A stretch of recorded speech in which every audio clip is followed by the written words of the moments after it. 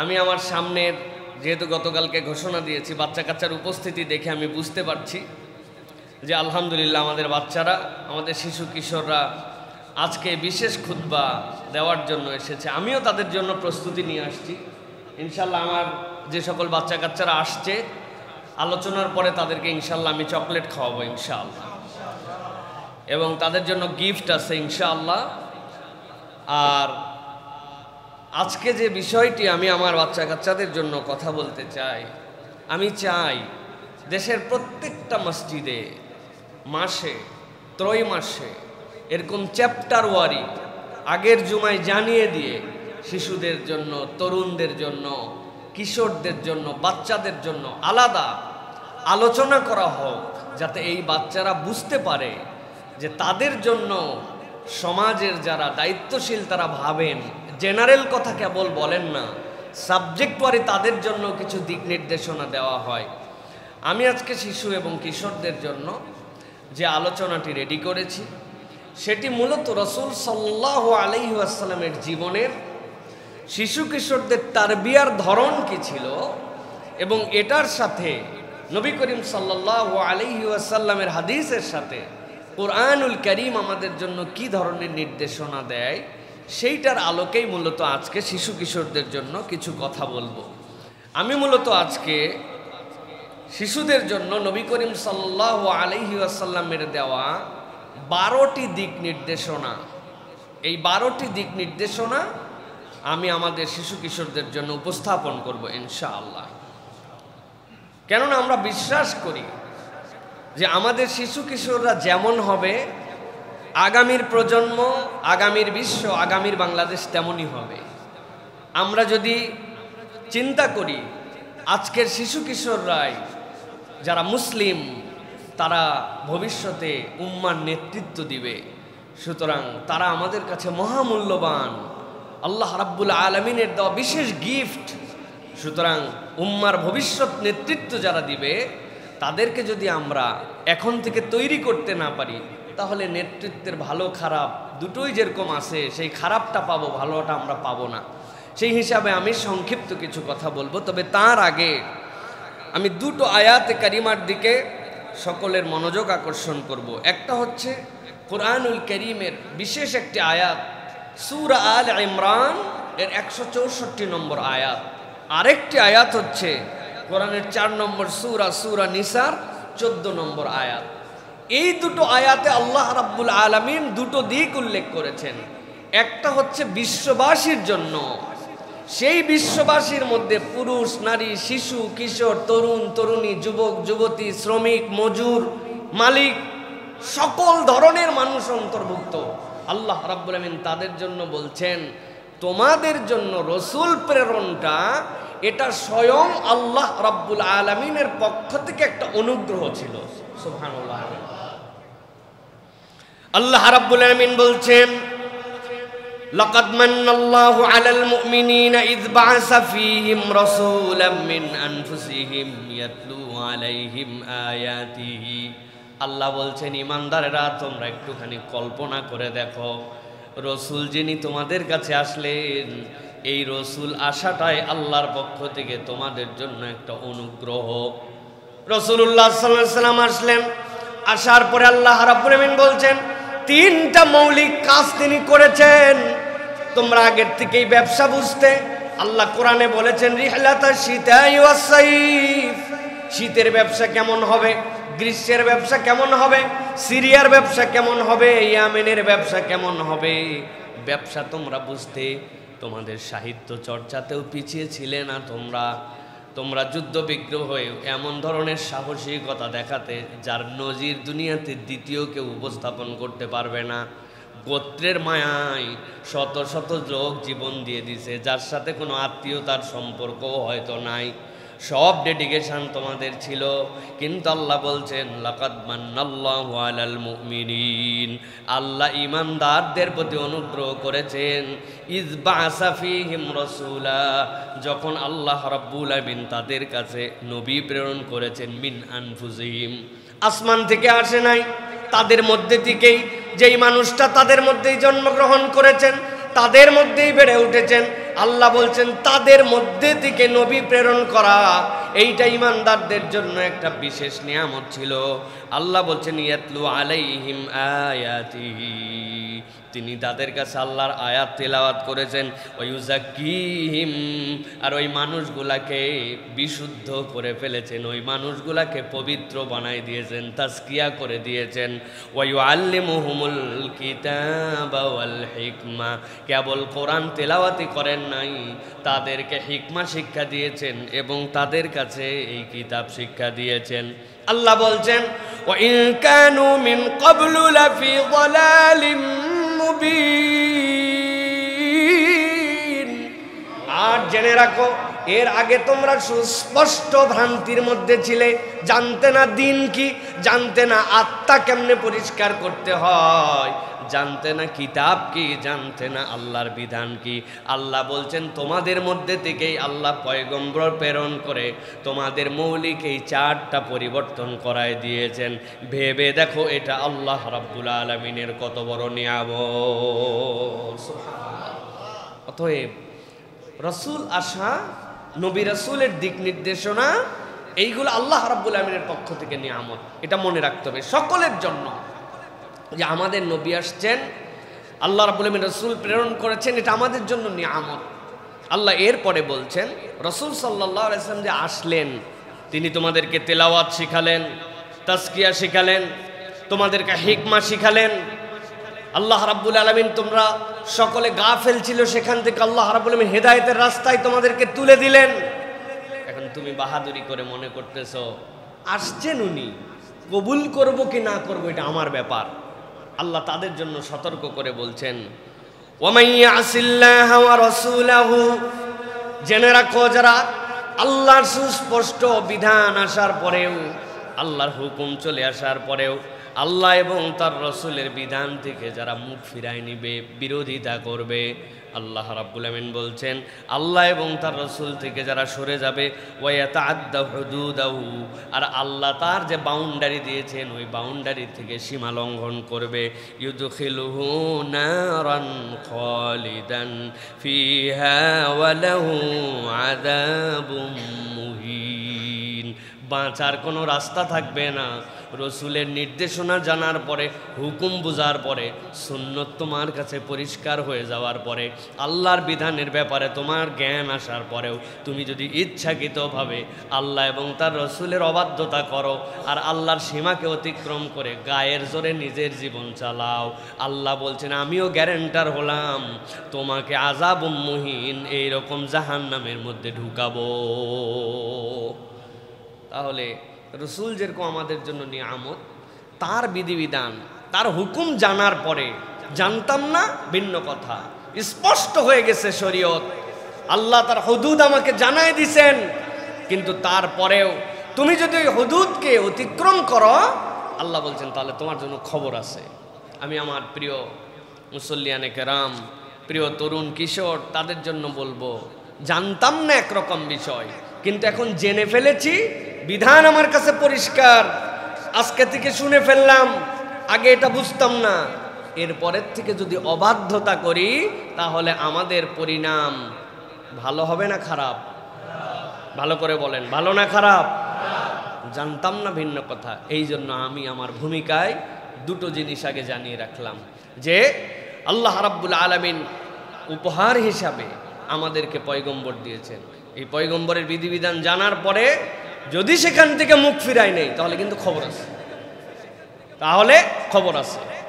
এই বোর্ডটা নিয়ে আজকের কথাগুলি শুনতে হবে। তাহলে আজকে আমাদের প্রিয় ভাইয়েরা, যারা আগামীর প্রজন্ম, যারা ভবিষ্যতে মুসলিম উম্মার নেতা, সেই মানুষদের জন্য বলবো, শিশুদের জন্য নবী করিম সাল্লাল্লাহু আলাইহি ওয়াসাল্লামের প্র্যাকটিস থেকে 12টি দিক আছে, যেই 12টি দিক শিশুদের হৃদয়ের মধ্যে গেঁথে নেওয়া, অনুভব করা এবং তার উপরে নিজেকে পরিচালিত করার জন্য সচেষ্ট হতে হবে। আমি ভার কথা বলবো না, এই কথা কেবলমাত্র এই জায়গাতেই থাকবে না, এই কথা বিশ্বময় যাবে। আমি অনুরোধ করব অভিভাবকদেরকে, আপনার বাচ্চাদেরকে কথাগুলি শোনাবেন, অনুভব করতে শেখাবেন যে আল্লাহ রাব্বুল আলামিন আসলে কি বলতে চাচ্ছেন তাদের সাথে। আমি 1 নম্বরে বলতে চাই, আমার শিশু কিশোরদের জন্য যে তোমরা আল্লাহ রাব্বুল আলামিনের সবচেয়ে বড় নিয়ামত। অনেকেই এই শিশু কিশোর বাচ্চাদেরকে এদেরকে মনে করে যে এইগুলা মনে হয় বোঝা, এইগুলো আমাদের জন্য পেরেশানি। এটা কেবল এই প্রজন্মের নয়, নবী করিম সাল্লাল্লাহু আলাইহি ওয়াসাল্লাম যে জাহেলি যুগে আসছিলেন সেই জাহেলি যুগে এমন অবস্থা ছিল যে সেই সময় মানুষ রিজিকের ভয়ে নিজের সন্তানকে হত্যা করে ফেলতো, নিজের বংশ মর্যাদার দিকে তাকিয়ে নিজের কন্যা শিশুকে হত্যা করে ফেলতো। এখনো আমরা যদি আমাদের সমাজে দেখি তাহলে দেখব ভ্রূণ হত্যা করা হয়, অবৈধ গর্ভপাত করে দেওয়া হয়। হ্যাঁ, অবৈধ গর্ভপাত মানে অবৈধভাবে সন্তান ধারণ করারটুকু নয়, যেটা আসার পরেও আপনি কেন, যেটা আমাদের জন্য দরকার নেই এখন এরকমভাবে, অথচ প্রতিটি সন্তান প্রতিটি শিশু এটা আল্লাহ রাব্বুল আলামিনের একটা নিয়ামত। তোমরা অবহেলার পাত্র নও, বরং এই বিশ্বের জন্য সবচেয়ে বড় নিয়ামতের একটা হচ্ছে মানব শিশু। সুবহানাল্লাহ। আল্লাহ রাব্বুল আলামিন বলছেন সূরা আনাম 151 নম্বর আয়াতের মধ্যে, ওয়ালা তাকতুলু আওলাদাকুম মিন ইমলাক নাহনু নারযুকুকুম ওয়া ইয়াহুম। খবরদার খবরদার দুনিয়ার মানুষ, তোমরা রিজিকের ভয়ে তোমাদের সন্তানদেরকে হত্যা করো না। আল্লাহ বলছেন আমি রব তোমাদেরও রিজিক দেই, তোমার সন্তানদেরও রিজিক দেই আমি আল্লাহ। আল্লাহ রাব্বুল আলামিন বলছেন ওয়ালা তাকরাবুল ফাওয়াহিশা মা যাহারা মিনহা ওয়া মা বাতান ওয়ালা তাকতুলুন নাফসাল্লাতী হারামাল্লাহু ইল্লা বিল হক যালিকুম ওয়াসাকুম বিহি লাআল্লাকুম তাকিলুন। আল্লাহ বলছেন ও দুনিয়ার মানুষ, আমি রব্বুল আমিন তোমাদের জন্য নির্ধারণ করে দিলাম যেই সন্তান তোমাদের, যেই শিশু সেই কিশোর তোমাদের বাড়িতে আছে, মনে করো না সে তোমার রিজিক খায়। আল্লাহ তোমার রিজিক যেমন দেন ওই রকম সন্তানের রিজিকও আল্লাহ দেন। বরং তো ঘটনা এমন অনেক সময় হয় বাবা মার সংসার সচ্ছল ছিল না, আল্লাহ একটা সন্তান দিয়েছেন, ওই সন্তানের ওসিলায় সংসারটা সচ্ছল হয়ে গেছে। আছে না ভাই? আল্লাহ রাব্বুল আলামিন এই জন্য বলছেন যে এই সন্তান তাকেও রিজিক দেন আল্লাহ, তোমাকে রিজিক দেন। বাহিরে আপনি কোথায় এই উদাহরণ খুঁজতে যাবেন? বাহিরে উদাহরণ খুঁজতে গেলে তো মুসিবত। উদাহরণ তো আমি নিজে, উদাহরণ আমি নিজে।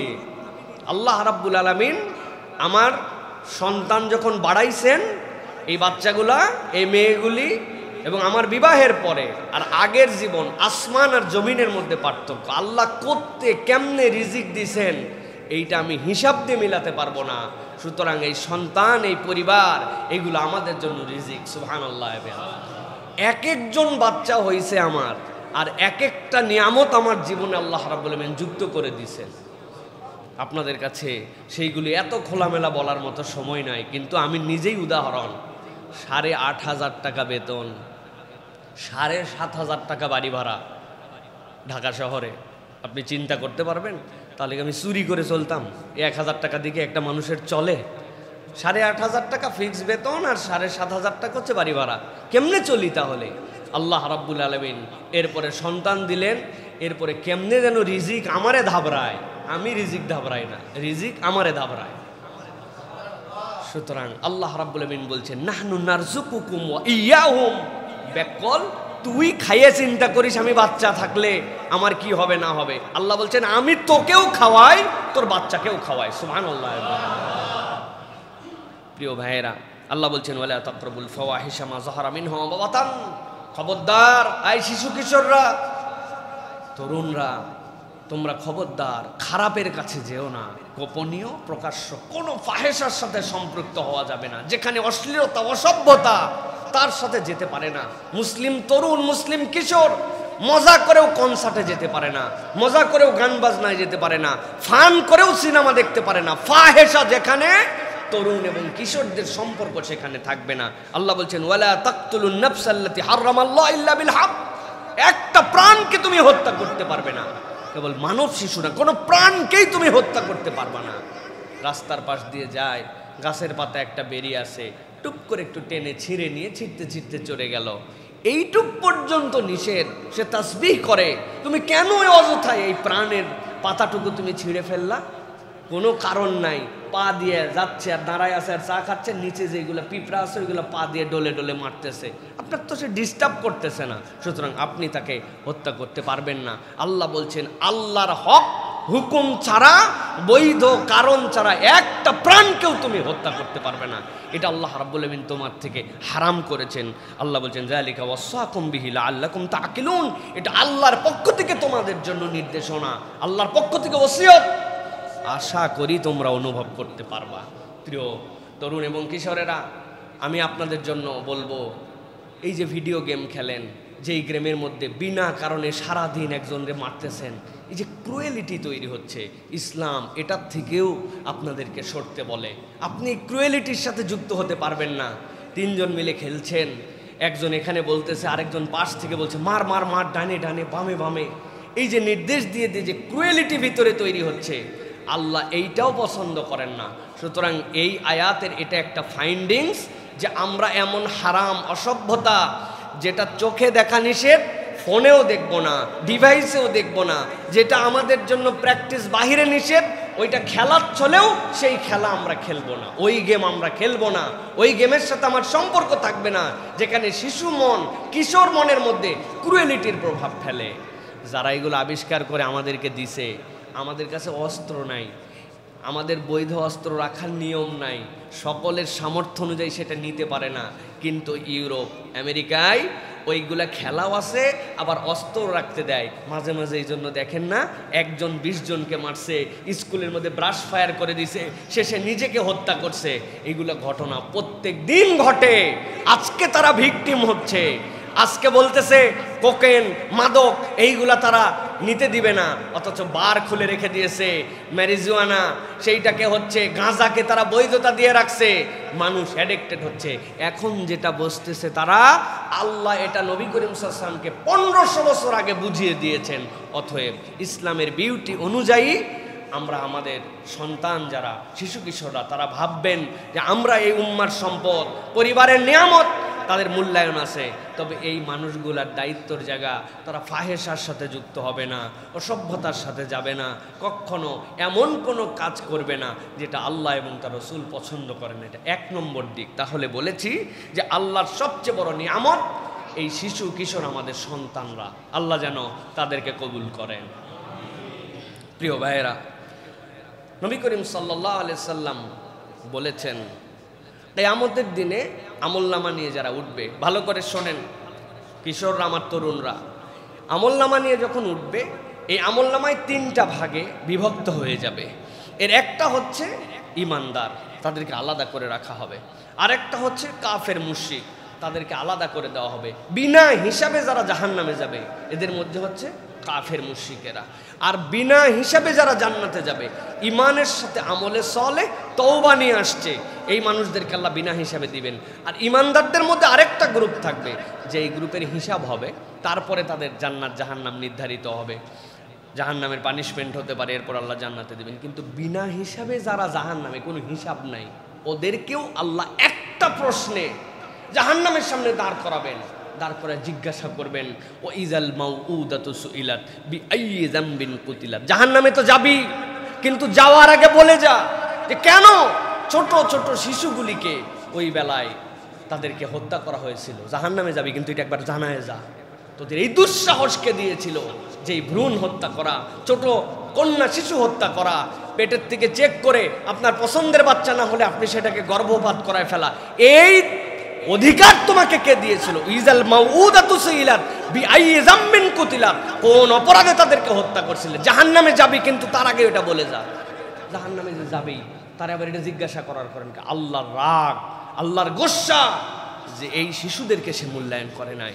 এই নিষ্পাপ যারা ফিতরাতের উপর জন্মগ্রহণ করেছিল, তাদেরকে তুমি তোমার বংশের কারণে, তোমার পরিবারের কারণে, নানান কারণে তুমি হত্যা করছো। অতএব আমার শিশুরা, আল্লাহ কত মূল্যায়ন করেছে তাদেরকে, কত দাম দিয়েছে তাদেরকে।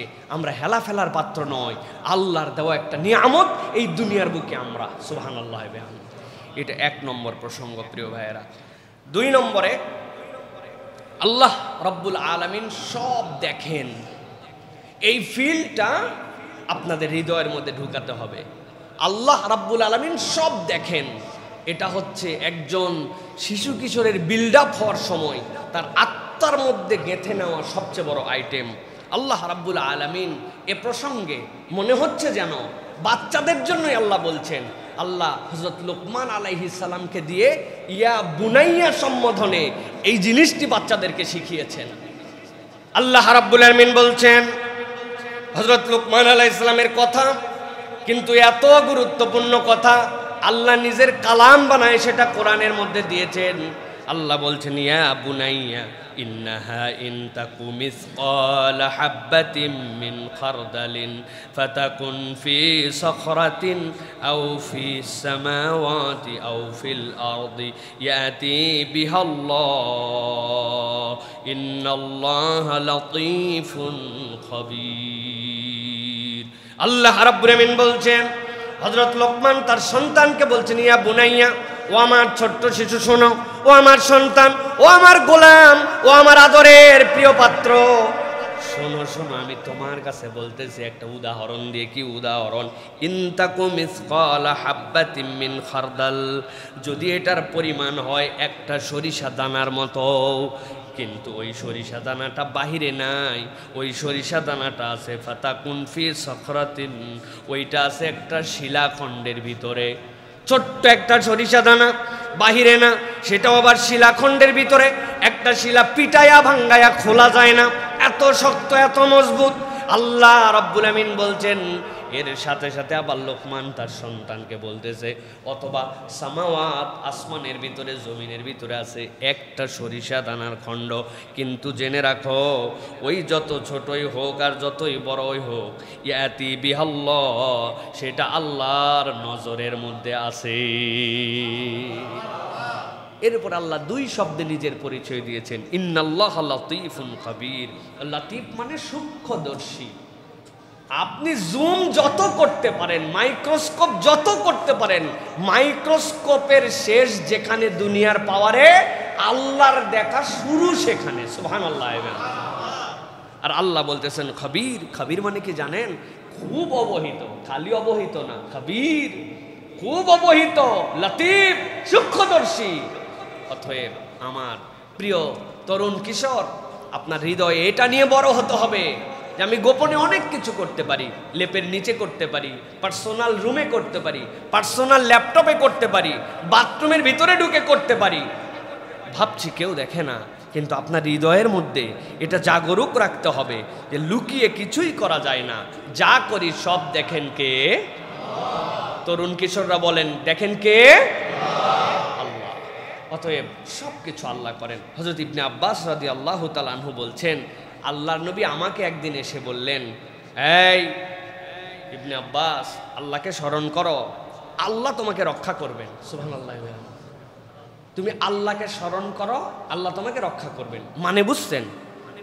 মানে বুঝেন নাই? আপনি যদি আল্লাহকে স্মরণ করেন মানে কি? আমার একটা পাপ হচ্ছে, আপনি স্মরণ করে ফেলছেন, হায় হায় এই গুনাহ কেমনে করি, এটা তো আল্লাহ দেখতেছে। আল্লাহ রাব্বুল আমিন আপনাকে বাঁচাই দিবে, বাকিটুকু শয়তানের ধোঁকা আল্লাহ সরাই দিবে। এই জন্য আল্লাহকে স্মরণ করা, আল্লাহ সব দেখেন, এই ফিলটা রাখা, এটা মনে রাখবেন। সবচেয়ে দামি নিয়ামত আপনি, আর আল্লাহ সব দেখেন, এই ফিল আপনার মধ্যে থাকতে হবে। এটা 2 নম্বর। এবার চলেন 3 নম্বরে। আল্লাহ রাব্বুল আলামিন তার নবীর মাধ্যমে বলছেন তরুণ কিশোরদের জন্য তার জীবনের সবচেয়ে প্রথম আমল, আল্লাহর নবীর পক্ষ থেকে আল্লাহ রাব্বুল আলামিন যেটা জানিয়েছেন নবীকে, সেটা হচ্ছে সালাতে অভ্যস্ত হও। ইসলামের প্রথম ফরজ বাচ্চাদের জন্য, শিশুদের জন্য, তরুণদের জন্য, কিশোরদের জন্য কি ফরজ? যে তুমি সালাতে অভ্যস্ত হও। সুবহানাল্লাহ বিহামদি। নবীজি সাল্লাল্লাহু আলাইহি সাল্লাম বলছেন, খুব গভীর মনোযোগে এই কথাগুলি কিন্তু হৃদয়ের মধ্যে ঢুকাতে হবে। এর মধ্যে একটা কঠিন কথা আছে, একটু ভূমিকা দেই 10 সেকেন্ড 20 সেকেন্ড, তাহলে বিষয়টা পরিষ্কার হবে। আল্লাহর নবীর থেকে দয়াদ্র কোন মানুষ কি আল্লাহ এই পৃথিবীতে সৃষ্টি করছেন?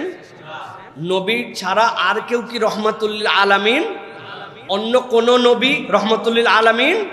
নবীর থেকে বেশি শিশুদের সাথে, কিশোরদের সাথে আদরের সম্পর্ক, মায়ার সম্পর্ক, ভালোবাসার সম্পর্ক এই পৃথিবী সৃষ্টির পর থেকে কিয়ামত পর্যন্ত আর কেউ দেখাতে পারবেন?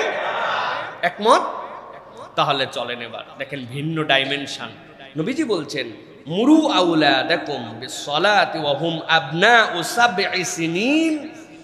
তোমার সন্তানের বয়স যখন 7 বছর হয়ে যাবে, আমি নবী দায়িত্ব দিলাম, তাদেরকে বলো সালাত পড়ো, বাবারা নামাজ পড়ো, বাবা নামাজ মিস করো না, আসো নামাজে আসো, আসো নামাজ, এই নামাজের ওয়াক্ত হয়ে গেছে। মুরু, আদেশ দাও, উপদেশ দাও, ডাক দাও, তোলো। নবী করিম সাল্লাল্লাহু আলাইহি ওয়াসাল্লাম বলছেন ওয়াদরিবুহুম আলাইহা ওয়া হুম আবনাউ 10 সিনিনা। আর যখন তার বয়স 10 বছর হবে, সে যদি সালাতে গাফলতি করে, ওয়াদরিবুহুম, দরাবা ইয়াদরিবু মানে কি ভাই? প্রহার করো, শাসন করো, লাগলে লাগায়া দাও। একটু আগেই বলছেন নবীর থেকে দয়াদ্র কেউ নাই, নবীর থেকে বেশি মায়ার কেউ নাই, শিশু কিশোরদেরকে এর চেয়ে বেশি কেউ ভালোবাসে নাই। সেই নবী 10 বছরের একটা বাচ্চাকে সালাতের জন্য শাসন করতে বললেন। একটু আশ্চর্য কথা না? আশ্চর্য কথা। এই জন্য নবী করিম সাল্লাল্লাহু আলাইহি ওয়াসাল্লাম জানতেন এটাই হচ্ছে তার জীবনের সেরা পাঠ। এই জায়গায় যদি একবার সে আল্লাহকে চিনে ফেলে, এই জায়গায় যদি একবার অভ্যস্ত হয়ে যায়, বাকি জীবনটা তার জন্য সহজ হয়ে যাবে। সুবহানাল্লাহ। কোনো ছাড় নাই এই জন্য এই জায়গায়। আমি এই জন্য বলি বাচ্চার জীবনে সর্বপ্রথম ফরজ এইটা, সুবহানাল্লাহ বিহামদি। এর আগে আপনার বাচ্চার জীবনে কোনো ফরজ ছিল না। খেয়াল করেন, রোজা তো আরো পরে, বালেগ হওয়ার পরে 13 বছর হয়ে যেতে পারে, তার 15 বছর হতে পারে কোনো মেয়ের ক্ষেত্রে, কিন্তু এই বাচ্চার সালাত ফরজ হয়ে গেছে 10 বছর, তার জীবনের প্রথম ফরজ। এটার গুরুত্ব, সুতরাং এটা আমাদেরকে খুব বেশি গুরুত্ব দিতে হবে। আর আমার তরুণ কিশোর যারা আছে তাদেরকে বলবো, নবীজি এই হাদিসের শেষে আরেকটা কথা বলেছেন ভাই আপনাদের জন্য, ওয়াফাররিকু বাইনাহুম ফিল মাদাজি। নবীজি বলছেন যেই না 10 বছর হবে, বিছানার মধ্যে পার্টিশন দিয়ে দাও। বাবা মার সাথে এক বিছানায় গায়ের সাথে লেগে থাকতে পারবে না, মধ্যে একটা বালিশ দিয়ে হলেও আলাদা হবে, একই রুমের মধ্যে 2 খাট দিয়ে হলে হবে, কিন্তু বাবা মার সাথে একসাথে লেগে থাকার সুযোগ নাই। একটা পাটে থাকতে পারে, কিন্তু আল্লাহ রাসূল সাল্লাল্লাহু আলাইহি ওয়াসাল্লাম বলছেন আস্তে আস্তে তাকে আলাদা করে দাও। অতএব সালাত, নামাজ, এটাতে আমাকে অভ্যস্ত হতে হবে। আপনি 7 বছর থেকে 10 বছর, এরপরের থেকে ফরজ আপনাকে এটার সাথে যুক্ত হতে হবে। কোনো অজুহাতে কোনোভাবেই সালাত থেকে দূরে রাখা যাবে না। যেই বাচ্চা কাচ্চার পিতামাতা সন্তানদেরকে লাই দিয়ে আদর দিয়ে থাক পড়বেনি, বড় হলে শিখবেনি, এখনো বয়স হয় নাই, বয়স 10 বছর হলে হবে কি, দেখতে দেখতে এখনো আমার বাচ্চা অনেক ছোট ছোট। এই জন্য এই যে সোহাগ আর আদর দিছেন, বড়কালে এটা আপনাকে ভোগাবে, বড়কালে এটা আপনাকে ভোগাবে। অতএব এখান থেকে আমাদেরকে ঠিক থাকতে হবে। নবী করিম সাল্লাল্লাহু আলাইহি সাল্লাম সালাতের আদেশই কেবল দেন নাই, ইমপ্লিমেন্টেশন দেখাইছেন।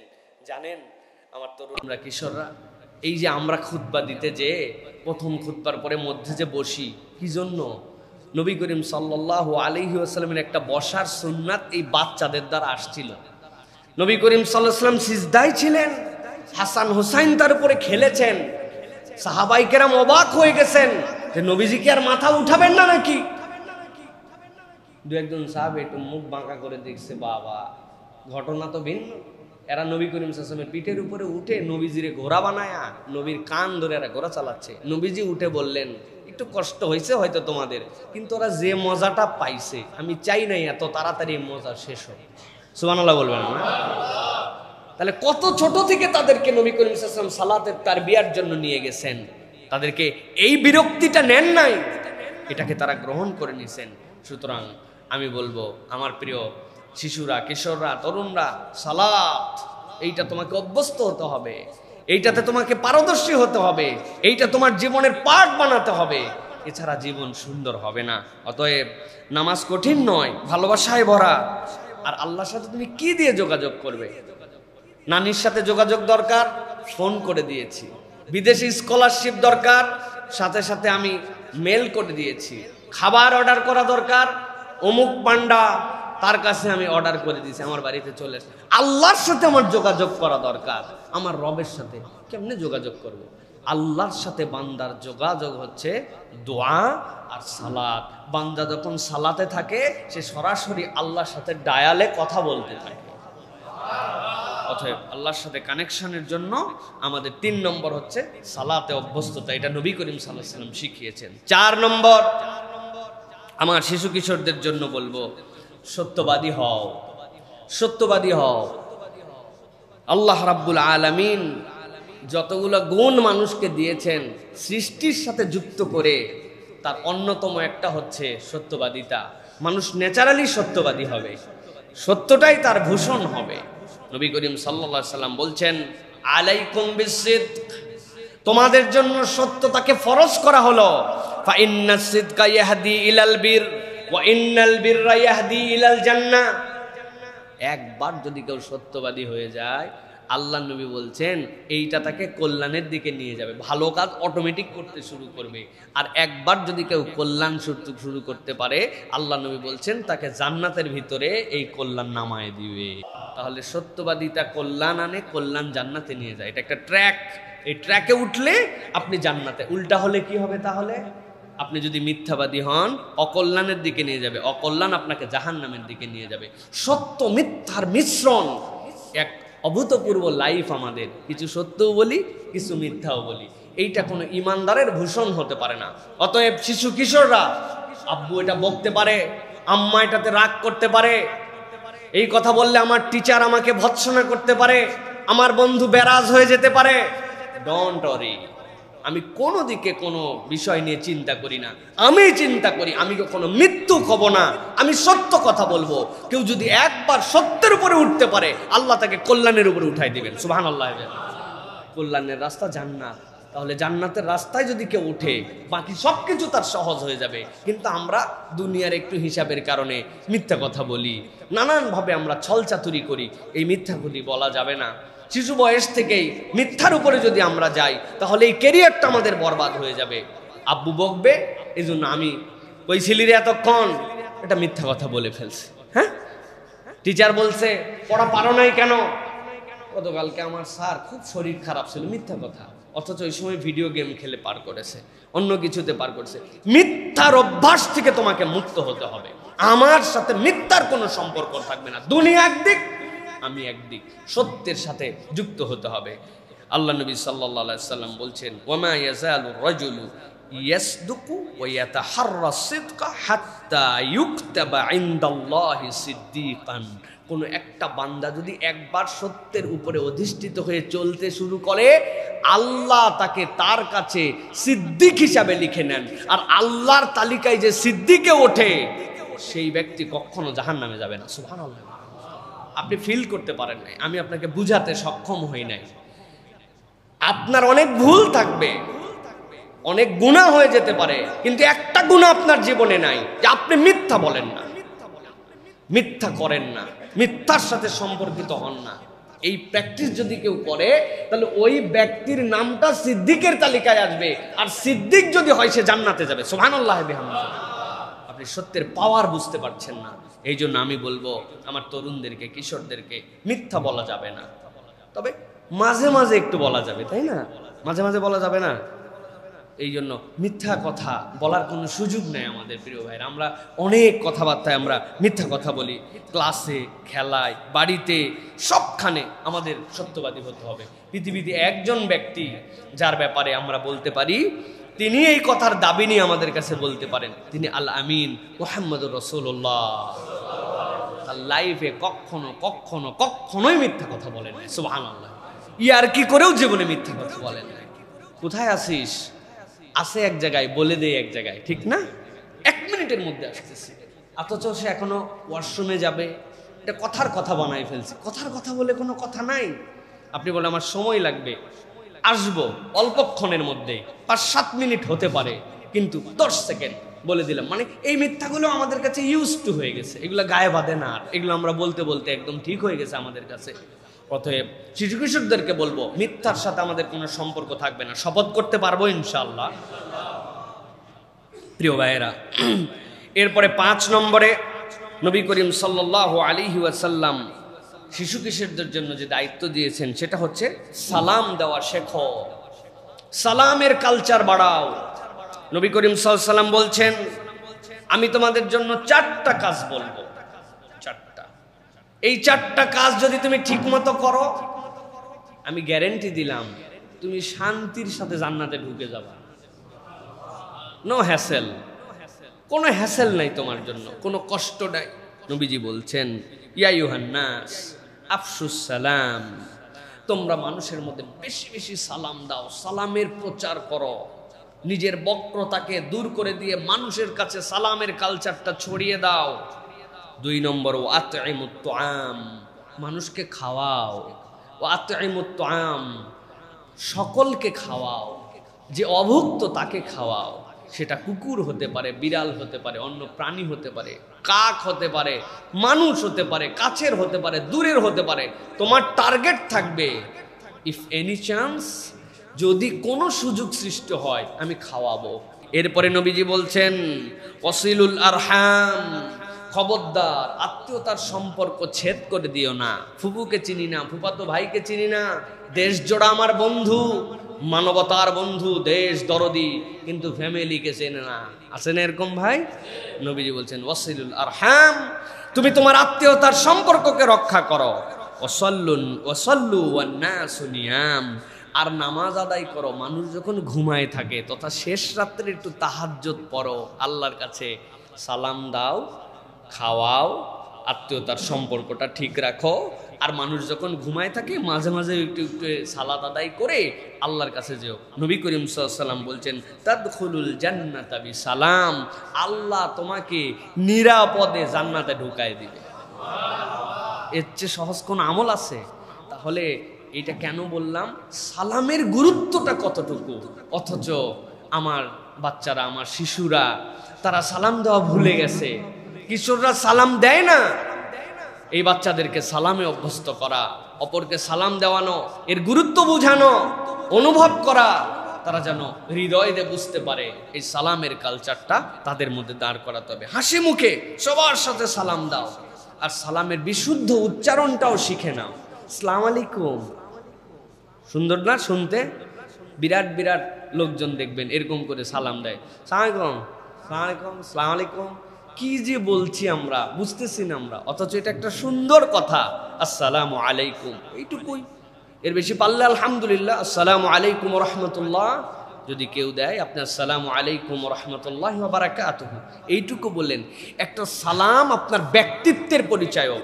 বুড়া হয়ে গেছে, আজ পর্যন্ত সুন্দর করে সালাম দিতে পারে না, কেমন কথা হইলো এটা? এটা শিখতে কতক্ষণ লাগে? এই জন্য সুন্দর করে আমরা আজকের থেকে সকলকে সালাম দেব ইনশাআল্লাহ। যে আগে সালাম দেয়, আল্লাহ তার মধ্যে থেকে অহংকার দূর করে দেন। আল্লাহ রাব্বুল আলামিন তাকে বিনয়ী হিসাবে কবুল করে নেন। আল্লাহ রাব্বুল আলামিন তাকে অতি উত্তম বিনিময় দান করে দেন। সুবহানাল্লাহ ওয়া বিহামদিহি। এই জন্য আমরা বেশি বেশি সালাম দিব। আজকের থেকে আমার শিশু কিশোররা শপথ নিবে, টার্গেট আজকে কয়টা সালাম দিব? 20টা। 20 জনকে সালাম দিব।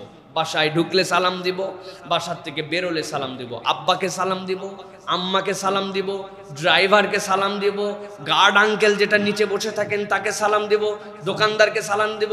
স্কুলে ঢোকার সময় প্রথম আমি গাড়ির থেকে বা নামার পরে যিনি আমাকে রিসিভ করে তাকে সালাম দিব। কেউ সালাম দেওয়ার আগে আমি আগে সালাম দিব। আমার টার্গেট আজকে 20টা। 20টা পূরণ হয়েছে, আগামীকাল 25টা সালাম দিব। এই রকম করে আমার টার্গেট থাকবে যে আমি সালাম দিব, আমার আগে যেন কেউ সালাম দিতে পারে না। মানুষজন জানে, দেখলে বুঝে, ওরে বাবারে বাবা, সালামি একটা বাচ্চা আসছে, দেখা হলে এর সালাম, কথায় কথায় সালাম। এই রকম একটা আখলাকি স্বভাবের তরুণ এবং কিশোর হতে হবে। পারবো ইনশাআল্লাহ। 6 নম্বরে কোরআনের সাথে যুক্ত হতে হবে। তরুণ এবং কিশোরদেরকে বলবো, আমাদের এঙ্গেজমেন্ট অনেক কিছুর সাথে। ডিবেট ক্লাবের সাথে আমি আছি, আমি আর্চারি ক্লাবের সাথে আছি, ফিটনেস ক্লাবের সাথে আছি, ল্যাঙ্গুয়েজ ক্লাবের সাথে আছি, অমুক গ্রুপের সাথে, তমুক গ্রুপের সাথে, Facebook group, WhatsApp group, Messenger group, পড়ালেখার গ্রুপ, স্যারদের গ্রুপ, স্কুল গ্রুপ, কিন্তু আমি কুরআনুল কারীমের সাথে আমি জড়িত নাই। এই জন্য আমার তরুণ, আমার কিশোর, আমি আপনাদেরকে বলবো, নবীজি বলছেন, খায়রুকুম মান তাআল্লামাল কুরআন ওয়া আল্লামাহ, তোমাদের মধ্যে সর্বোত্তম সে যে কোরআন শেখে এবং কোরআন শেখায়। অতএব আমার সম্পর্ক কোরআনের সাথে থাকতে হবে। আমার সম্পর্ক যদি কোরআনের সাথে থাকে তাহলে আমার দুনিয়াটা সুন্দর হবে। হযরত আব্দুল্লাহ ইবনে মাসউদ রাদিয়াল্লাহু তাআলা এত ছোটবেলায় কোরআন শিখছেন, একদম ছোট, কেবল কথা বলতে শিখছেন, কোরআন শিখে গেছেন। নবী করিম সাল্লাল্লাহু আলাইহি সাল্লাম তার কাছ থেকে তেলাওয়াত শুনতেন যে আরে এ তো কথাই বলতে পারে না কিন্তু কোরআন পড়তে পারে, আর নবীজি এত আদর করতেন, এত খুশি হতেন। তাহলে আমার বাচ্চার প্রথম পাঠ কি হবে? আমার বাচ্চার প্রথম পাঠ হবে কালামুল্লাহ, তার মুখ দিয়ে যেন কালামুল্লাহ বের হয়, সুবহানাল্লাহ। এবং এটা সম্ভব ভাই। আমার বড় মেয়ে, ওর বয়স যখন 2.5 বছর কি 2 বছর, ইজা জা নাসরুল্লাহ এটা আমি মুখস্থ করাইছি, সূরা ফাতিহা মুখস্থ করাইছি, তারপরে আয়াতুল কুরসি মুখস্থ করাইছি। ওই সময় ও ঠিকঠাক মতো কথা বলতে পারতো না, কিন্তু ইজা জা নাসরুল্লাহ সুন্দর করে ঝরঝর করে পড়তো। আল্লাহ এইটা তাদের মধ্যে তৌফিক দেন, এটা সে শিখে ফেলতে পারে। ওয়ালাকাদ ইয়াসসারনাল কুরআনা লিযিকির, আল্লাহ বলছেন এটা সহজ। কিন্তু আমার অভিভাবকরাও সচেতন না, হুজুর পড়াবে, আর দোষও নাই, ওনার নিজের পড়াও যেটা, এটা শুনলে ফেরেশতারা পর্যন্ত বোঝে না যে আসলে সওয়াব লিখবে না গুনাহ লিখবে, এরকম ডেঞ্জারাস পড়া পড়তেছে। তো ইনি তার বাচ্চারে কেমনে শিখাবে? তাহলে আমাদের অভিভাবকদেরকেও সচেতন হতে হবে এবং তরুণ এবং কিশোরদেরকে বলবো, তোমাদের একটা কোরআন ক্লাব থাকবে। এত কিছু থাকে, তোমার কোরআন ক্লাব নাই, কোরআনের গ্রুপ নাই। যে এই মাসে আমরা 3টা আয়াত মুখস্থ করেছি, পারি ভাই, আমরা চেষ্টা করলে পারি। আমাদের শিশুরা কিশোররা অনেক অ্যাক্টিভ, আমরা অনেক ব্যাকডেটেড হয়ে গেছি তাদের কাছে, অনেক কিছু তাদের কাছ থেকে শিখতে হয়। আল্লাহ তাদের ম্যাচুরিটি এত সুন্দর দিছে। তাহলে আমরা প্রতিদিন কোরআনের কিছু কিছু পড়বই পড়ব, কোরআনের অর্থগুলো বোঝার জন্য চেষ্টা করব। এটা হচ্ছে আমার শিশু কিশোরদের জন্য, এটা হচ্ছে 6ষ্ঠ দায়িত্ব। 7ম, খেলাধুলা করো কিন্তু শালীনতা এবং হালাল হারাম বুঝে। ইসলাম খেলাধুলাকে উৎসাহ দিয়েছে, শরীর চর্চাকে উৎসাহ দিয়েছে। হাবশি গোলামরা খেলছিলেন, ছোট ছোট বাচ্চারা খেলছিলেন, নবীজির কাঁধের উপরে ভর দিয়ে। নবীজি একাই দেখেন নাই, হযরত আয়েশা সিদ্দিকা রাদিয়াল্লাহু তাআলা আনহাকে ডেকে আল্লাহ নবী সেটা দেখাইছেন পর্যন্ত। কোনটা? সেটা যদি বৈধ হয়, সেটা যদি হালাল হয়, শরীর চর্চার জন্য ফাইট করতেছে, তলোয়ার দিয়ে খেলতেছে, তীর ধনুকের প্র্যাকটিস করতেছে, দৌড়াচ্ছে, ঘোড়সাওয়ারি করতেছে। আমি এগুলো একটাও না বুঝে বলি নাই, বুঝে বলছি। আপনি খেয়াল করে দেখেন, প্রত্যেকটার সাথে শরীর মনের সম্পৃক্ততা আছে। কিন্তু দুঃখজনক, আমাদের খেলা আছে, এগুলোর সাথে শরীরের কোনো দূরতম সম্পর্ক নাই। কথা ঠিক না ভাই? লুডুতে বসে পড়ছে, ক্যারামে বসে পড়ছে, কম্পিউটারে বসে পড়ছে, মোবাইলে গেম খেলছে। এর আর ফার্মের মুরগির মধ্যে কোনো পার্থক্য নাই, ঠিক কিনা? আন্দাজি না বুঝে ঠিক বলেন না। ফার্মের মুরগি এর মধ্যে অনেক পার্থক্য আছে। ফার্মের মুরগি জবাই করে খাওয়া যায়, আরে তাও খাওয়া যায় না। আকামের ডিপো স্থূল হয়ে গেছে, 10 ধাপ দৌড়াইতে পারে না। এরকম শিশু কিশোর আমাদের, তাদের কোনো ফিটনেস নাই, কিচ্ছু নাই, মেন্টালি কিচ্ছু নিতে পারে না। বাপমা খালি বলে পড়তেছে না কেন, পারতেছে না কেন, বাপমা টর্চার করছে, অথচ শারীরিকভাবে তার কোনো যোগ্যতা নাই, দৌড়াতে পারে না, খেলতে পারে না। এই জন্য নবী করিম সাল্লাল্লাহু আলাইহি সাল্লাম খেলাধুলার কথা বলেছেন এবং বাচ্চাদের কিছু খবরও নিছেন। ইয়া উমাইর, ইয়া আবা উমাইর, মা ফাআলান নুগাইর। একটা বাচ্চা পাখি, নুগাইর মানে উসফুর, ছোট পাখি, সে পড়ে গেছে, মা হারায় গেছে, সে নিয়ে এসে সেটাকে বড় করছে। রাসূলুল্লাহ সাল্লাল্লাহু আলাইহি ওয়াসাল্লাম ওই বাচ্চা পাখিটার ব্যাপারে খবর রাখছেন। উমাইর, তোমার যেটা পাখি ছিল, খেলতা তুমি ওইটা নিয়ে, কি অবস্থা? রাসূলুল্লাহ সাল্লাল্লাহু আলাইহি ওয়াসাল্লাম বাচ্চাদেরকে উৎসাহ দিয়েছেন। এই জন্য শরীর চর্চা, প্রতিদিন ব্যায়াম, ফোন থেকে যতটুকু দূরে থাকা যায়, এই প্র্যাকটিস, এই জন্য আমাদের মনে রাখতে হবে। সাথে একটা উসুল মনে রাখতে হবে। প্রিয় তরুণ কিশোরদেরকে বলবো, যা বাস্তবে হালাল নয় তা ফোনেও হালাল নয়। বুঝাতে পারছি? একটা মহিলা যাকে দেখা আমার জন্য হালাল নয়, ফোনে দেখলে তো গুনাহ হবে না? হবে? গুনাহ হবে? যে হারাম আমার চোখের সামনেও হারাম, ওই হারাম আমার জন্য ফোনেও হারাম, এটা আমরা অনেকে ফিলই করি না। ওই ছেলেই গুনাহ করে না, ওই ছেলে সিনেমা হলে যায় না, কিন্তু সিনেমা হল এখন আমার বুক পকেটের মধ্যে আছে, আছে না ভাই? ওই সিনেমা দেখে ওই নাটক দেখে আমি সময় পার করে দিচ্ছি। অতএব এটা মনে রাখতে হবে এবং ফিজিক্যালি খেলাধুলার জন্য আমাদেরকে চেষ্টা করতে হবে। অভিভাবকদেরকে বলবো, আপনি যদি আপনার সন্তান থেকে প্রোডাক্টিভ কিছু চান, তাহলে আপনার সন্তানকে আপনি দয়া করে একটুখানি শারীরিক খেলাধুলার জায়গাতে নিয়ে যান। এইটা না করলে এই বাচ্চারা ফিজিক্যাল ফিটনেস পাবে না। এটা হচ্ছে একটা বিষয় প্রিয় ভাইরা।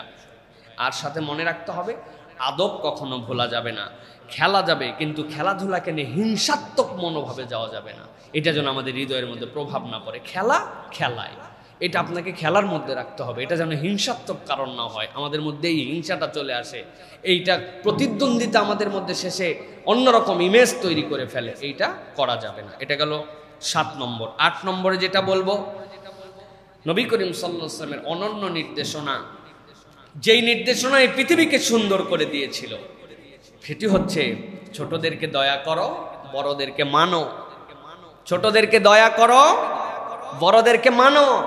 হাদিস সকলেই জানি, কিন্তু প্রেক্ষাপট জানি না। শানে উরুদ কি? নবী করিম সাল্লাল্লাহু আলাইহি ওয়াসাল্লাম সাহাবায়ে কেরামকে নিয়ে বসে আছেন। নবীজি সাল্লাল্লাহু আলাইহি ওয়াসাল্লামের কাছে একজন বৃদ্ধ আসলেন। এখন নবী করিম সাল্লাল্লাহু আলাইহি ওয়াসাল্লামের কাছে জায়গা পাওয়া কি ফিল তার। সামনে এসে বসে আছে, দেখছে বৃদ্ধ আসছে, কার সুযোগ আছে যে তাকে ফাঁকা করে দিয়ে নবীজির কাছে জায়গা দিয়ে দিবে? আমি কত কষ্ট করে রাসূলুল্লাহ সাল্লাল্লাহু আলাইহি ওয়াসাল্লামের কাছে আসছি, যত থাকি ততই ভাল লাগে। তার চেহারা দেখলে ক্ষুধা ভুলে যাই, এত আবেগ তার সাথে আমার জড়িত। তারা কেউ বৃদ্ধকে সাইড দিল না। নবী করিম সাল্লাল্লাহু আলাইহি ওয়াসাল্লাম ইউনিভার্সাল একটা হাদিস বর্ণনা করলেন কিয়ামত পর্যন্ত, লাইসা মিন্না মান লাম ইয়ারহাম সগীরানা ওয়া ইউওয়াক্কির কাবীরানা। সে আমার উম্মতি নয় যে আমার ছোটদেরকে স্নেহ করে না আর আমার বড়দেরকে সম্মান করে না। তুমি দাবি করতে পারো আমার উম্মত, কিন্তু আমি বললাম সে আমাদের মধ্যে নয়। কত ভার কথা, কত দামি কথা।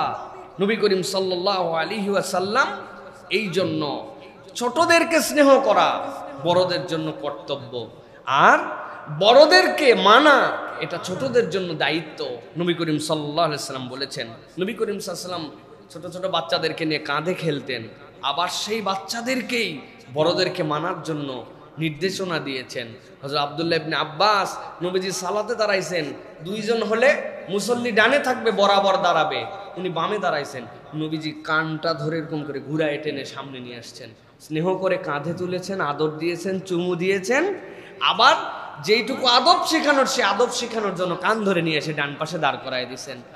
এই যে রাসূলুল্লাহ সাল্লাল্লাহু আলাইহি ওয়াসাল্লাম বড়দেরকে মানা শিখালেন, আদব শিখালেন, কাদেরকে?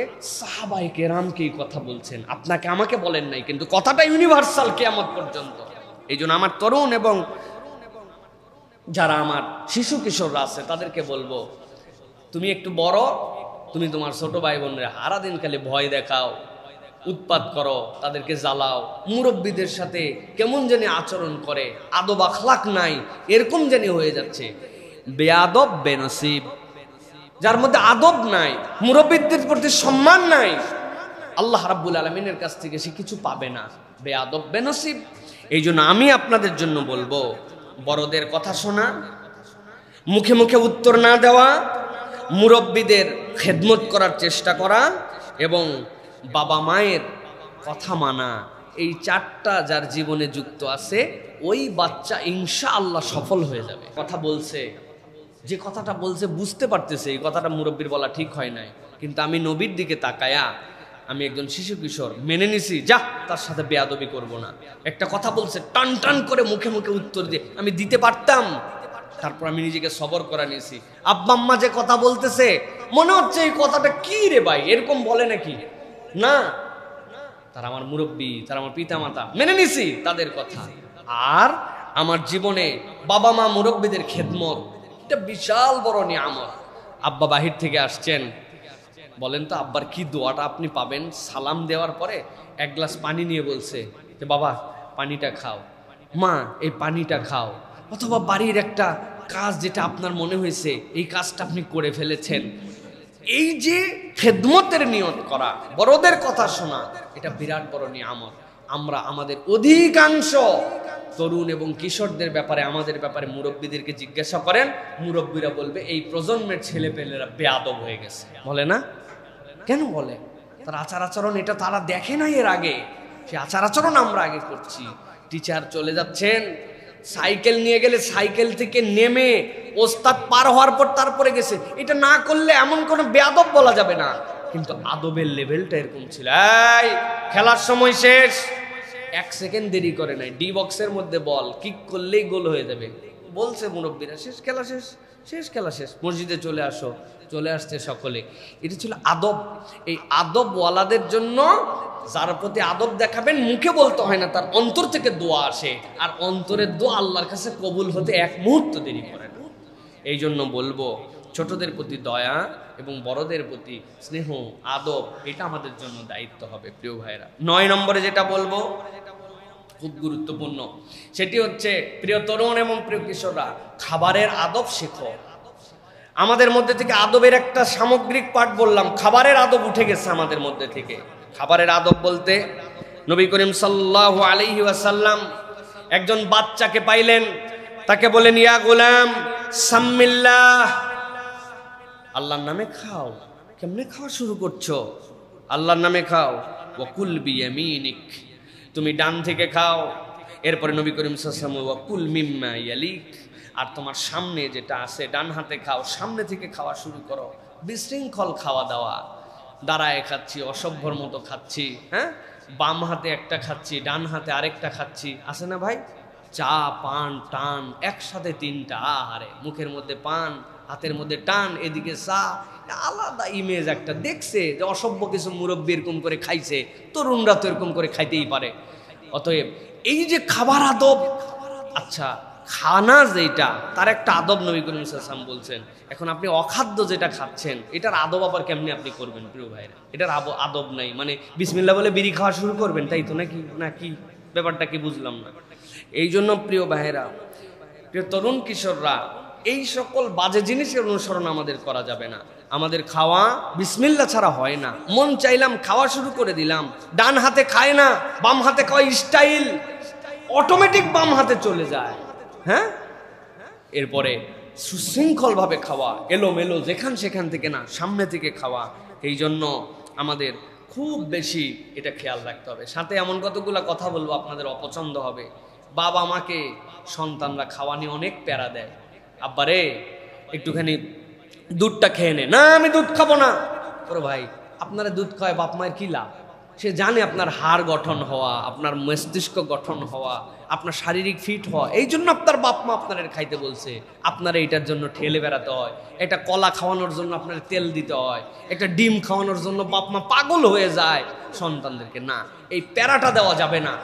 বাপ মার এবং নিজের শরীরের দিকে তাকায়া সুশৃঙ্খলভাবে খাওয়ার আদব শিখতে হবে এবং প্রত্যেককে এইটাতে দায়িত্বশীল হতে হবে। আমি যাদের বয়স 16-র নিচে তাদের জন্য বলবো, আপনার যদি ডাক্তারের কোনো নিষেধ না থাকে অথবা সামগ্রিক শরীরের রোগ না থাকে, আপনাকে 4টা জিনিস কন্টিনিউ করতেই হবে। সামর্থ্যের মধ্যে থাকলে একটা ডিম খেতে হবে, দুধ খেতে হবে, কলা খেতে হবে, খেজুর খেতে হবে। কি কি বলছি? 1 নম্বর, 2 নম্বর, 3 নম্বর, 4 নম্বর, এটা আপনাকে কন্টিনিউ করতে হবে। এটা শরীর বাড়ার সময়। ব্রেনে অল্প খান, একটা খান, ছোট খান একটা, কিন্তু এটা আপনার 1 কাপ খান, কিন্তু এটা আপনাকে খাওয়ার জন্য চেষ্টা করতে হবে। এটা যদি নাও পারেন যে কোনো একটা খান রিপিটেডলি, একদিন পর একদিন, একদিন পর একদিন একটা, কিন্তু এটা কন্টিনিউ। এইটা নিয়ে প্যারা দেওয়া যাবে না। আর খাওয়ার আদবের আরেকটা কথা বলবো, কিশোরদের জন্য, শিশুদের জন্য নয়। রেস্টুরেন্টে গেছে, যাই মনে করছে এটা হচ্ছে আমার নানা বাড়ি, দাদা বাড়ি।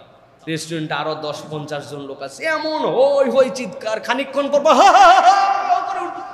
সবাই তাকায় দেখতেছে হলো কি রে, ওরা আলাদা পিনিকে আছে, কাউরে গুনে না। ঢাকা শহরের মালিক আমি, দেশ আমার, এরকম একটা মুডে চলতেছে। মানুষজন এটা ভালোভাবে নেয় না, কিছু বলে না, কিন্তু মানুষজন বলে এই পুরা সার্কেলটাই বেয়াদব। কি কথা বলেন? অতএব এই মানুষের অভিশাপ নিয়ে ঘোরাফেরা করেন না। খাবার জায়গায় গেছেন, কথা বলেন।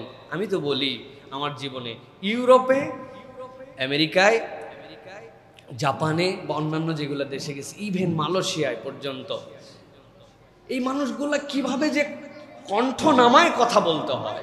আমি একবার ক্যালিফোর্নিয়া থেকে নিউ ইয়র্ক যাচ্ছি, নর্থ ক্যারোলিনাতে আমার হচ্ছে ব্রেক, আসার পরে দেখি 2 ঘন্টা ফ্লাইট লেট।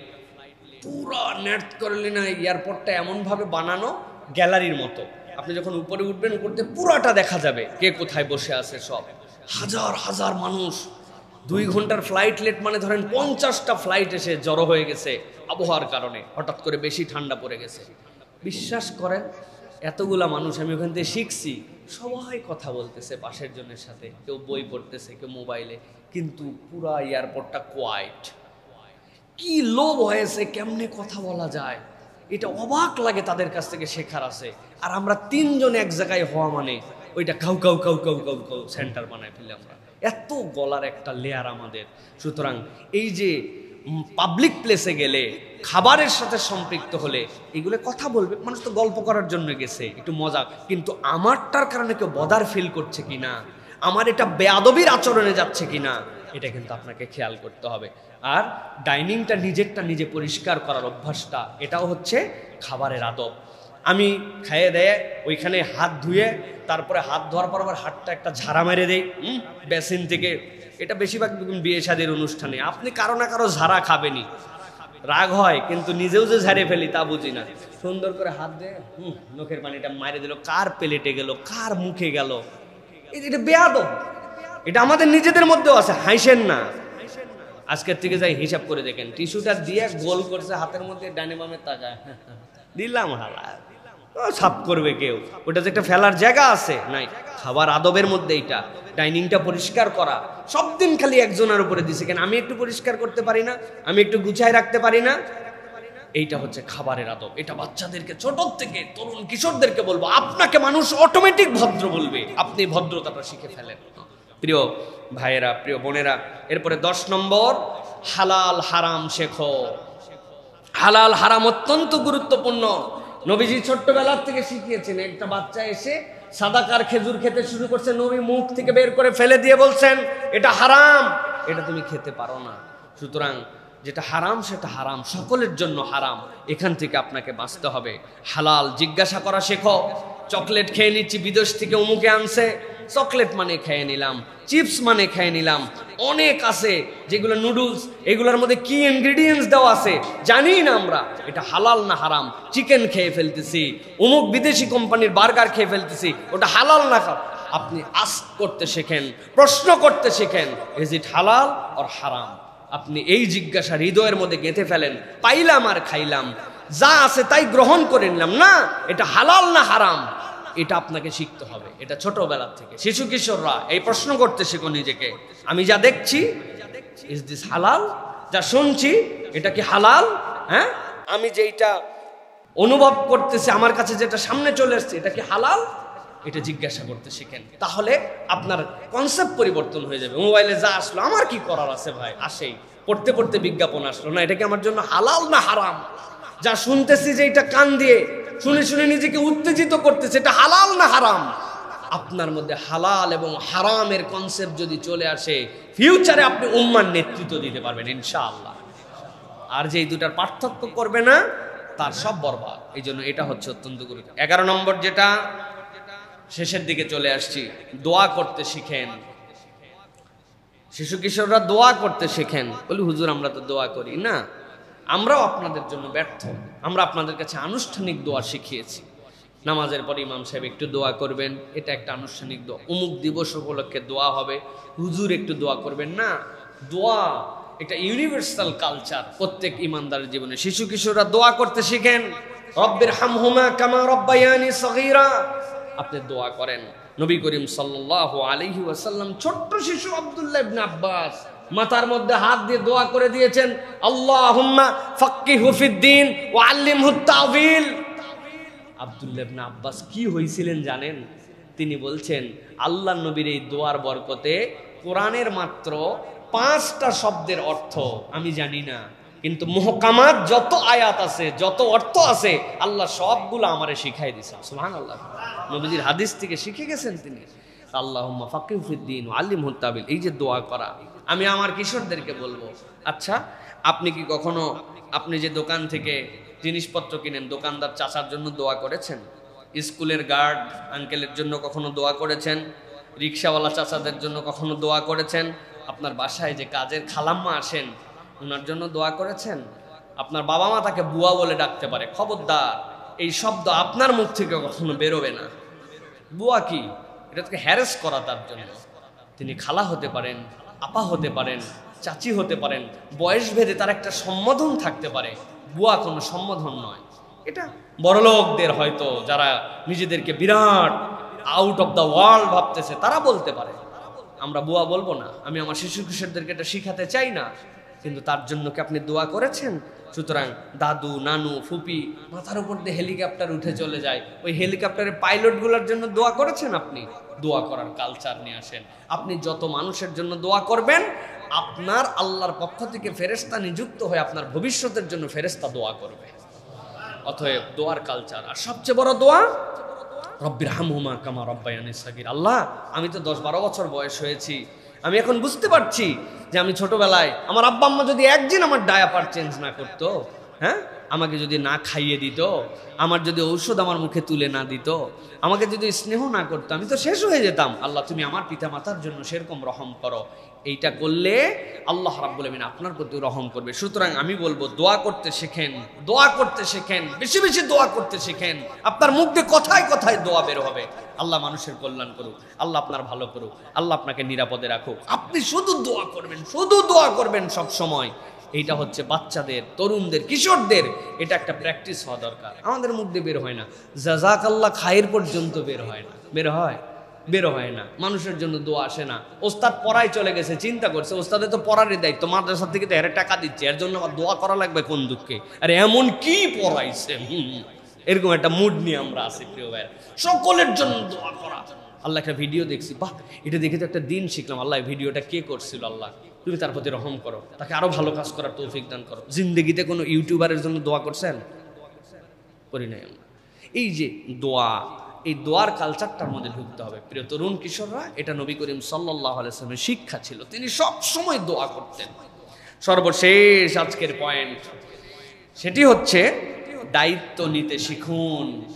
আমি ছোট, আমার এখনো দায়িত্ব নেওয়ার বয়স হয় নাই, আমি শিশু, কি দায়িত্ব নিব? না, আমি আপনাদের কাছে সময় নাই ওসামা ইবনে যায়েদের গল্পটা আপনাদেরকে শোনাতে পারতাম। তরুণ কিশোর আবু বকর রাদিয়াল্লাহু তাআলা আনহু তখন প্রায় 55 বছর বয়স, ওমর রাদিয়াল্লাহু তাআলার বয়স প্রায় তখন 53 বছর, হযরত ওসমান রাদিয়াল্লাহু তাআলার বয়স তখন আরো কাছাকাছি 49। ফুল ম্যাচুরড এক একজন মানুষ। নবী করিম সাল্লাল্লাহু আলাইহি ওয়াসাল্লাম ওসামা ইবনে যায়েদকে সেনাপতি বানায় পাঠিয়ে দিলেন যখন তার টিনেজ। তাহলে দায়িত্ব নেওয়ার জায়গাটা সব সময় বয়স ভেদ করে না। অতএব দায়িত্ব নেওয়ার জন্য রেডি হওয়া, নেতৃত্ব দেওয়ার জন্য প্রস্তুত হওয়া, দায়িত্ব নিতে শিখতে হবে। উমুকে করে দিবে, তুমুকে করবে, বড়দের দায়িত্ব না, আপনি দায়িত্ব নেওয়া শেখেন। চ্যালেঞ্জ নেন নিজের প্রতি। কি চ্যালেঞ্জ নিবে? নিজের মশারি নিজে গুছায় না, নিজের রুম নিজে জীবনে ঝাড় দেয় নাই, নিজের বাথরুম নিজে জীবনে সাফ করে নাই। এখানে কারা কারা নিজের বাথরুম পরিষ্কার করেন জীবনে একবার হলেও? হারপিক দিয়ে ডোলে, বেসিন টেসিন, বাথরুম ভিতর উপর নিচ উপরে ঝাড়ছেন সব কিছু। তরুণ কিশোরদের মধ্যে দিকে হাত তোলেন। মাশাআল্লাহ, আলহামদুলিল্লাহ, আলহামদুলিল্লাহ। আমি হুজুরও কিন্তু বাথরুম আমারটা আমি পরিষ্কার করি, কারণ কারো বাথরুম পরিষ্কার করা আমার মনের মতো হয় না। আমি যেমন করে বাথরুম পরিষ্কার, আপনার বাথরুমে যদি পানি আটকায় থাকে, পানি শুকায় না, তাহলে বুঝবেন চোখে দেখা যায় না কিন্তু এই বাথরুম ময়লা। আর বাথরুমটা ঘুষে মাইজে পরিষ্কার করে দেখবেন বাথরুমে পানি নাই, বাথরুম শুকনো হয়ে গেছে, তখন বুঝবেন যে এই বাথরুমের মধ্যে ময়লা নাই। দুনিয়ার ময়লা সব জায়গায়। দায়িত্ব কোত্থেকে নিবে আমার তরুণরা, আমার কিশোররা? আমি এই জন্য বলবো, ঘর গুছান, মসজিদ পরিষ্কার করার জন্য একদিন আসেন। হ্যাঁ, আপনি মসজিদ পরিষ্কার করার জন্য একদিন আসছেন না, 5টা জায়নামাজ একদিন আপনার বাড়িতে নিয়ে যান। আপনি নিজে ধন, আমার মসজিদে মা এই জায়নামাজগুলি এরকম দেখেছি, আমি একটু পরিষ্কার করার জন্য চেষ্টা করি। মসজিদের সামনের জুতার বক্সগুলো একদিন আপনি মনে হয়েছে একদিন অজুখানা আপনি পরিষ্কার করার দায়িত্ব নেন। হ্যাঁ, আপনি আপনার মুজা গুছায় রাখেন না, আপনার মুজা খুঁজে পাওয়া যায় না, বাপ মায়ের সাথে চিল্লাচিল্লি করে সকালবেলা আছে না? আফ্রিকার শিশুদের মুজা ময়লা দেখি নাই, জুতাগুলা চকচক করে। আর আমাদের বাচ্চা কাচ্চা জুতাগুলোর দিকে তাকানো যায় না। জুতা ময়লা রাখাই নাকি একটা স্মার্টনেস। সে যে বড় হয়েছে এটাতে বোঝা যায় যে তার ঘর এলোমেলো, এরকম একটা ভাব নিয়ে করতেছেন না। দায়িত্ব নেওয়া শেখেন, সমাজের দায়িত্ব নেন। আমাদের দেশে এগুলো কালচার নাই। অস্ট্রেলিয়ায় একজন আমার সাথে শেয়ার করছে, ছোট বাচ্চা স্ট্যান্ডার্ড 4-এ পড়ে, টার্গেট দিছে তোমারে $30 উঠাতে হবে গাজার জন্য, এটাই তোমার অ্যাসাইনমেন্ট। ও সুন্দর করে কি বলতে হবে গুছায় নিয়ে বক্স নিয়ে পাশের বাসায় গেছে যে আমার স্কুল থেকে এটা আমার একটা প্রজেক্টের অংশ, গাজার শিশুদের অবস্থা খারাপ, আপনি কি কিছু ডোনেশন দিবেন আন্টি? ওই ছেলে $89 একদিনে নিয়ে আসছে। পিচ্ছি বাচ্চা, আপনি কল্পনা করছেন? আমি বানানো কথা বলছি না, আমি নাম বলে দিলাম না আপনাদের কাছে, তাহলে সেটা সেই ব্যক্তির জন্য এটা খারাপ হতে পারে। তো এই বাচ্চারা এটা শিখেছে, দায়িত্ব নিতে তাদেরকে শিখায়।